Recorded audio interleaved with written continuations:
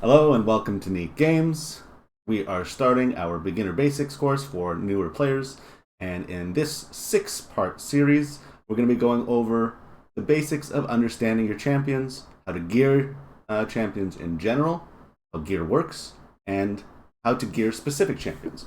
So I'm going to start by explaining the basics of the different types of champions that exist in this game and how you go about gearing them generally. And then the next video is going to be about all of the different types of gear in the game and how gloves work, how chest works, that kind of stuff. And then I'm going to break down 4 more episodes into each subtype of your champions. So when I talk about subtypes, that's kind of the first thing I wanted to go over in this series, which is the different types of skill sets and champions that there are in this game. So as we can see here on Kayle, he is a rare attack type champion. We have Lissandra, who's a legendary support type champion. There's also defense-based champions, like for example, Armiger. And then there are HP type champions, for example, Painkeeper. Now, the reason why this is so important is because when you look into the actual skill sets of champions and you look at their skills, you can see what their damage is based on. So for example, a defense-based champion like Armiger has a damage based on defense, which means if you build them in attack, it's essentially a dead stat for them. This is a very important piece of information because a lot of times people will end up putting something like an attack percentage chest on a defense-based champion, and that whole percentage primary stat is basically doing nothing for that champion. So the first and most important thing that I always say whenever you're building any champion out is to understand their skill kit. So when I say understand their skill kit, that means going into their skills, actually reading them all, and understanding what it's asking you to do. So for example, whenever you see somebody that has a chance of placing a debuff, that is basically saying this champion needs accuracy. So for example, for Kayle, he has on his A1 an 80% chance of placing a 2.5% poison debuff for 2 turns. That means if you do not have enough accuracy for the level of dungeon or level of content that you are playing, the likelihood of him landing that debuff goes down. The next thing to read in Kayle's kit is this part where it says it has an extra 15% chance of inflicting a critical hit.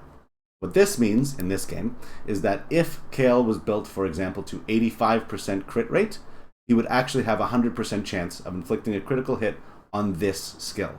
Now, I'm not going to go into affinity, strong and weak, and all of that. That's going to be for a different video down the line.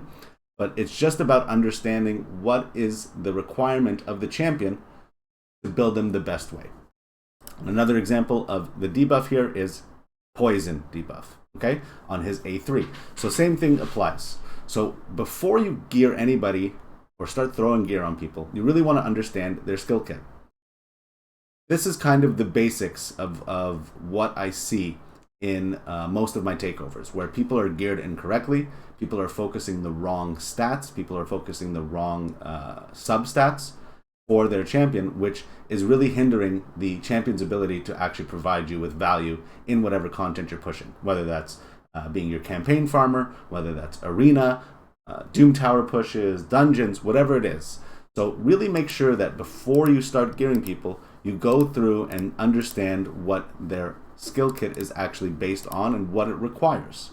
So for example, a rare scenario is a champion like Apothecary, who is a support champion. Now generally I would recommend building a support champion with lots of speed and survivability, which means defense and HP.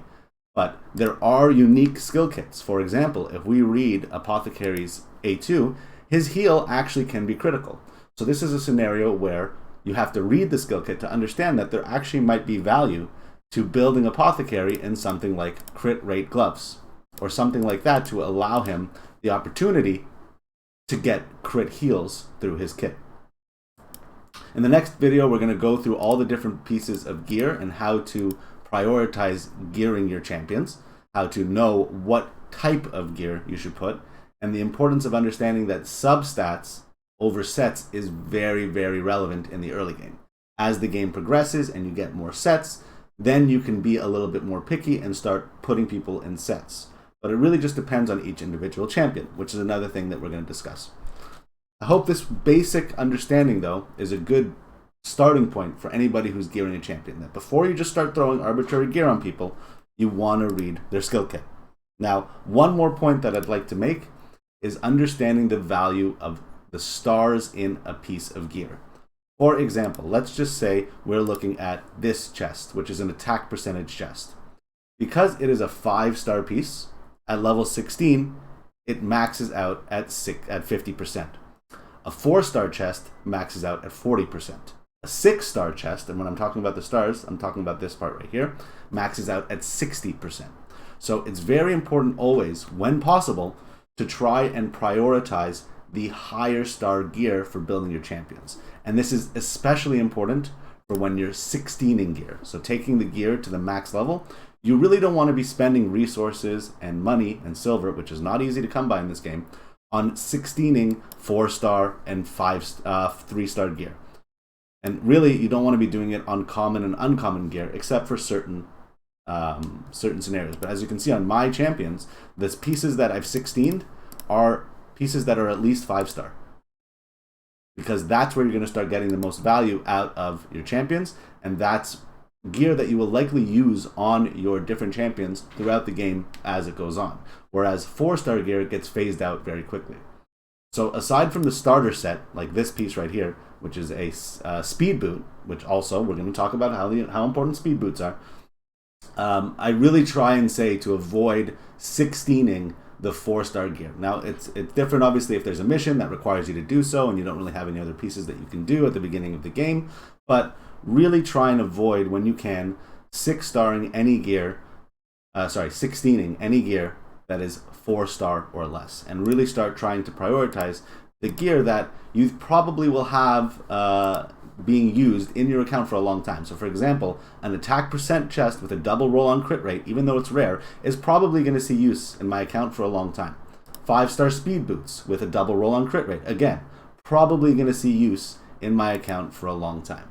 These are my only 6-star perception crit damage gloves, so for me it made sense to 16 them.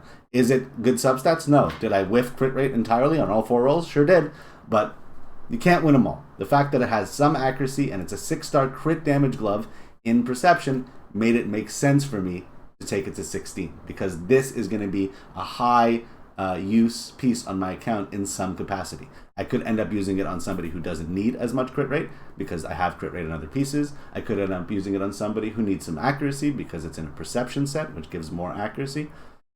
Or it could end up staying on Kale for a long time. Who knows? The point that I'm trying to make is, number 1, understand the skill kits of your champions before you build them out, and we're going to go through this in detail on the other pieces. And number 2, make sure you prioritize which gear you are spending your silver on. Tune in next episode where we break down all of the different slots of gear and how you should prioritize gearing your champions. See you next time.